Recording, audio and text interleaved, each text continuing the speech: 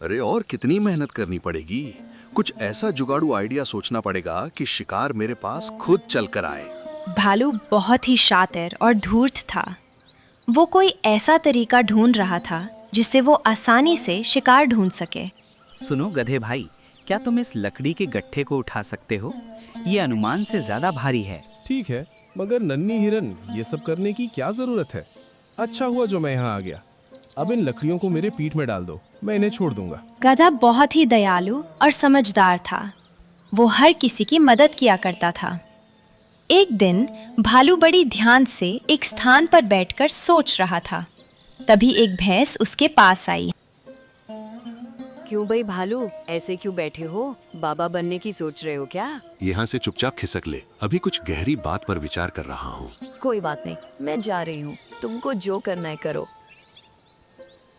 तभी उसके दिमाग में एक उपाय आया। अरे वाह, इस भैंस ने सारी प्रॉब्लम सॉल्व कर दी। अब मैं कल से इस जंगल में बाबा बनकर आऊंगा। अगले दिन मैं अब शांति प्रिय भालू बन चुका हूँ। इस संसार से मेरा मोह उठ गया है। पहले मैं नादान था, बेवजह यहाँ वहाँ घूमता रहता था और किसी भी जानवर की हत्या करके उसे खा जाता था। अब मुझे दिव्य ज्ञान मिल चुका है। जाओ जंगल में ऐलान कर दो, ज्ञानी बाबा इस जंगल में अपना आशीर्वाद देने आए हैं। हिरन भालू की बातों में फंस चुका था। वो सभी जानवरों तक ये बात फैला देता है कि भालू अब ज्ञानी बाबा बन चुका है। हिरन की बात सुन के सभी भालू के पास पहुंचे। मैंने सुना है कि तुम बाबा बन गए हो। बाबा तो कभी शिकार नहीं करते, ऐसे में तुम क्या खाओगे? मैंने कब कहा कि मैं शिकार करूंगा बालक?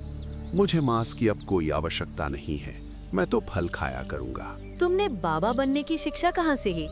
मैंने ध्यान किया बालक। उस ध्यान में मुझे प्रभु ने आशीर्वाद दिया और कहा कि मैं इस जंगल का कल्याण करूं। तभी एक खरगोश वहां पहुंचा और बोला, बाबा जी, कोई चमत्कार कीजिए। मेरे बच्चे के पेट में बहुत दर्द हो रहा है, उसका इलाज कीजिए। तुम चिंता मत करो बालिके, मैं अभी एक मंत्र फूंकता हूँ और तुम्हारा बच्चा ठीक हो जाएगा। ऊ हिम हूं फट स्वाहा। अब जाओ, देखो कि ठीक हुआ कि नहीं। खरगोश अपने बच्चे को चेक करके आता है। बाबा जी की जय हो। अद्भुत बाबा जी, मेरा बच्चा बिल्कुल ठीक है, उसका दर्द छू मंतर हो गया है। अब सभी भालू की चाल में फंस चुके थे। उन सभी को विश्वास हो चुका था कि भालू बाबा बनकर चमत्कार करता है। अब भालू की रोज सेवा होने लगी। तरह तरह के भोजन पकवान लाए जाने लगे। भालू का दिन अच्छे से कटने लगा। मगर एक दिन रोज खाने के लिए मिलता तो जरूर है, मगर आखिर ठहरा मैं मांसाहारी जानवर, ये घास फूस कब तक खाऊंगा? वहीं दूसरी तरफ गधा खुद सोच रहा था, ये चमत्कार है या आंखों का धोखा? कुछ समझ नहीं आ रहा। भला एक मांसाहारी जानवर बाबा बनकर शाकाहारी भोजन कर रहा है और सही रास्ते पे चलने की राह बता रहा है। जरूर दाल में कुछ काला है। एक दिन बच्चा जाओ और ऐलान करो कि बाबा सबसे कुछ जरूरी बात करने वाले हैं। बंदर की बात सुन के सभी जानवर भालू के पास पहुंचे। मेरी बात ध्यान से सुनो बच्चा। मैं जब ध्यान में था तभी मुझे एक सपना आया। इस जंगल में एक रहस्यमयी शैतान हमला करने वाला है। आप सभी चौकन्ना रहिए, मैं इसका निवारण ढूंढने की कोशिश करता हूँ। सभी जानवर सतर्क हो गए थे, मगर कोई न कोई जानवर एक हफ्ते बाद गायब होने लगे थे। इन सभी घटनाओं से गधा कुछ सोचने लगा। भालू के कहने के बाद से ही ये सभी घटनाएं घट रही हैं। क्या सच में उसने ये सब देखा है या फिर कहीं उसी की चाल तो नहीं है? आज रात को जंगल में पहरा देना होगा। रात की चांदनी अब धीरे धीरे गायब होने लगी थी। जंगल खामोशी के आगोश में समा चुका था। गधा एक पेड़ के पीछे दुबका हुआ था। तभी उसे किसी के आने की आवाज सुनाई दी। गौर से देखने के बाद उसे मालूम हुआ कि यह तो भालू है। अच्छा जी, दिन में बाबा और रात में शैतान, पीछा करना पड़ेगा। आखिर ये करता क्या है? अरे हिरन, यहाँ क्या कर रहे हो? तुम्हें मालूम नहीं क्या आसपास शैतान घूम रहा है? इस रात के अंधेरे में मैं अपना रास्ता भूल गया हूँ बाबा जी, क्या आप मेरी मदद कर सकते हैं? मेरे साथ चलो, मैं तुम्हें रास्ता बताता हूँ, मोक्ष का। और भालू उसे झाड़ियों में ले गया और उसका शिकार कर दिया। गधे ने सारी घटनाएं देख ली थी। अगले दिन बाबा जी, मेरे पति अभी तक घर नहीं पहुँचे। अपनी दिव्य शक्तियों का इस्तेमाल करके पता लगाएं कि वे कहाँ हैं। इसमें ध्यान लगाने की कोई जरूरत नहीं है। मैं बताता हूँ कि तुम्हारा पति कहाँ है। तुम्हारे कहने का क्या मतलब है? ये जो बाबा बना फिरता है, यही असली शैतान है। यही जानवरों का शिकार करता है और सभी जानवरों को झूठ बोलता है। तुम्हारे पति का शिकार भी इसी ने किया है। तुम ये क्या कह रहे हो? तुम्हें मालूम नहीं है क्या? बाबा जी सिद्ध ज्ञानी हैं। सच कह रहा हूँ, इसे हिरन का शिकार करते मैंने अपनी आंखों से देखा है। अपनी ये बकवास बंद करो। बाबा जी ने अपनी सिद्धि से चुटकी में खरगोश के बच्चे का इलाज किया है और तुम कहते हो ये ढोंगी है? सारे जानवर गधे की बात पर जरा सा भी विश्वास नहीं कर रहे थे। गधे को भी समझ आ गया कि ऐसे में उसकी दाल नहीं गलने वाली। उसने तुरंत एक तरकीब निकाली। आप सब कह रहे हैं तो मैं मान लेता हूँ कि ये मेरी आंखों का भ्रम है। मुझसे बहुत बड़ा पाप हो गया। आप सभी मुझे एक बार प्रायश्चित का मौका दें। ठीक है बालक, बाबा तुमसे नाराज नहीं है। फिर भी तुम मेरी सेवा करना चाहते हो तो इसमें तुम्हारा ही कल्याण होगा। बाबा, आज आप मेरे यहाँ भोजन करेंगे। मैं समझूंगा कि मेरे पाप थोड़े कम हो गए हैं। ठीक है बालक, हम भोजन करने आएंगे। स्वादिष्ट पकवान तैयार करके रखना। गधे ने बहुत सारे पकवान बनाए थे। उसने भालू के साथ साथ राजा शेर सिंह और कुछ अन्य जानवरों को भी बुलाया था। गधे ने सभी को खाना दिया। सभी ने मजे से भोजन किया। लेकिन जब भालू ने भोजन किया तो उसे तेज जलन होने लगी। गधे ने जानबूझकर उसके खाने में तीखी मिर्च डाला था। गुस्से में आग बबूला होकर भालू ने कहा। उसका इतना ही कहना था कि सभी जानवरों ने भालू की तरफ देखा। भालू को एहसास हुआ कि उसने जल्दबाजी में कुछ गलत बोल दिया है। तभी उसने बात को काटते हुए कहा, अरे बालक गधे, तुमने मिर्च ज्यादा डाल दी है, थोड़ा ध्यान रखा करो। बाकी जानवर तो कुछ समझे नहीं, मगर शेर सिंह को भालू के इस बर्ताव पर कुछ शक होने लगा।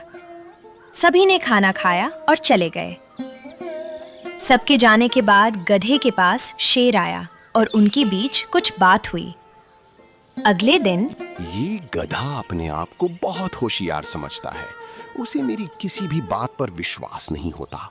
उसे रास्ते से हटाना ही होगा, वरना वो मेरा खेल बिगाड़ देगा। एक दिन भालू ने गधे को हिरन से बात करते सुना। क्या हुआ हिरन भाई, परेशान नजर आ रहे हो? गधे भाई, मेरे इलाके की घास सूख चुकी है। मुझे नए चारे की आवश्यकता है। बस इतनी सी बात। पहाड़ी के दूसरी तरफ एक जगह है, वहाँ हरी हरी घास उगी है, वहाँ जाओ। ऐसे भी उधर कोई ज्यादा जाता भी नहीं है, तुम्हें कोई परेशान भी नहीं करेगा। भालू के खुराफाती दिमाग में एक उपाय आया। अरे वाह, जब ये हिरन वहां पहुंचेगा मैं पीछे से इतना जोरदार हमला करूंगा और इसे घायल करके भाग जाऊंगा। और जब ये यहाँ आकर अपना दुखड़ा रोएगा तब मैं सारा इल्जाम इस गधे के ऊपर डाल दूंगा। बोलूंगा कि गधा ही असली शैतान है जो भेस बदलकर जंगल में रहता है। हिरन हरी हरी घास देखकर बहुत खुश हो रही थी। उसे मालूम नहीं था कि भालू उसके ऊपर नजर टिकाए बैठा है। अरे वाह, गधे ने सही कहा था। यहाँ तो सच में नई नई घास है। हिरन घास खाने में मग्न हो गया।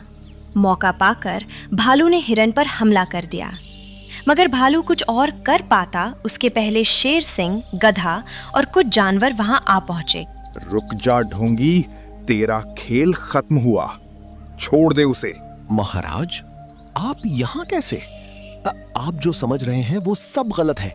मैं तो बस हिरण की सुरक्षा के लिए यहाँ मौजूद। अच्छा, उसकी सुरक्षा के लिए या उसे अपना निवाला बनाने के लिए? अच्छा, तुम सबको मेरे खिलाफ भड़का रहे हो गधे, ताकि तुम मेरी जगह ले सको। अरे चुप हो जा ढोंगी, और कितने झूठ बोलेगा। मीठी मीठी बातें कर सभी जानवरों को भ्रम में रखा और सबका शिकार करता रहा और इल्जाम उस शैतान पर डालता रहा जो दिखाई भी नहीं देता। भालू बुरी तरह घबरा गया था उसकी पोल खुलते देखकर। उसने गिड़गिड़ाते हुए कहा, महाराज मुझे माफ करें। तुम्हारी माफी नहीं, सजा होगी। वो तो अच्छा हुआ कि गधे ने खाने पर बुलाया और तीखी मिर्च तुम्हारे खाने में डालकर तुम्हारा मुंह खुलवाने की कोशिश की। उसी समय मुझे तुम पर शक हुआ और मैंने गधे और हिरण के साथ मिलकर ये योजना बनाई। सैनिकों, इस ढोंगी को काल कोठरी में डाल दो।